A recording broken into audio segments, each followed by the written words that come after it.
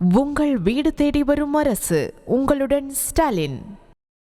சென்னை தாம்பரம் அடுத்த பெருங்களத்தூர் மேம்பாலத்தில் காரில் சென்று கொண்டிருந்த முன்னாள் பேரூராட்சி தலைவரின் மகனை வழிமறித்து இருசக்கர வாகனத்தில் வந்த இளைஞர்கள் அவரை கடுமையாக தாக்கிய வீடியோ வெளியாகி பரபரப்பை ஏற்படுத்தியுள்ளது. அந்த காட்சிகளை தற்போது பார்க்கலாம்.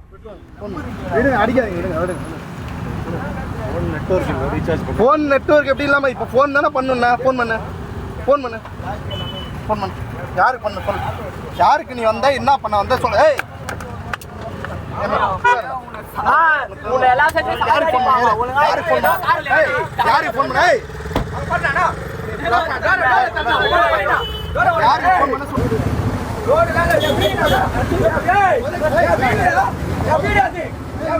இது குறித்து கூடுதல் விவரங்களோடு இணைகிறார் எமது செய்தியாளர் கந்தன்.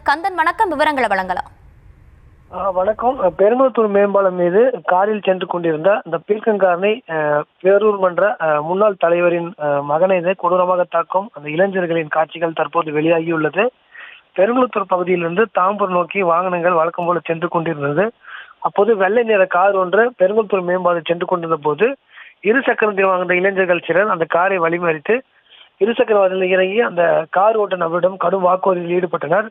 ஒரு கட்டத்தில் கார் கண்ணாடியை திறந்த அவர்கள் காரில் இருந்த நபரை எங்கிருந்து வருகிறேன், உண்மையில் சந்தேகமாக இருக்கிறது, இந்த பகுதியிலிருந்து சுற்றி திரிகிறேன் என கூறி அவர் செல்போனை பறித்துள்ளனர். அது மட்டும் இல்லாமல் அவர் அடிக்க முயன்ற போது அவர் அங்கிருந்து காரை ஓட்ட முற்பட்ட போது அவரை இவர்கள் வீடியோ எடுத்துள்ளனர். வீடியோ எடுப்பதை பார்த்த அந்த ஓட்டுநர் இவரிடம் தப்பிக்க மீண்டும் கார் எடுத்த போது அந்த இளைஞர்கள் ஒன்று கூடி அந்த கார் ஓட்டுநரை காரில் வைத்து கொடூரமாக தாக்குகின்றனர். ஒரு கட்டத்தில் அவர் வழி தாங்க முடியாமல் கதறி அழுதார். அது மட்டும் இல்லாமல் ஒரு நபர் மட்டும் அவரை கொடூரமாக காலில் எட்டி உதைத்து அங்கிருந்து தாக்குதல் நடத்தினர்.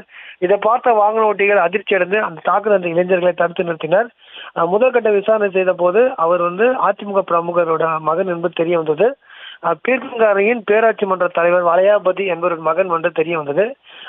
பேராட்சி மன்ற தலைவரின் மகன் என்பது தெரிந்தவுடன் அந்த இளைஞர் அங்கிருந்து சிட்டாக தற்போது அங்கிருந்து தப்பிச் சென்றுள்ளனர். இது சம்பந்தமாக தற்போது பீர்க்கங்காரை காவல் நிலையத்தில் விசாரணையை மேற்கொண்டு வருகின்றனர். விவரங்களை வழங்கியமைக்கு நன்றி கந்தன். உங்கள் வீடு தேடி வரும் அரசு. உங்களுடன் ஸ்டாலின்.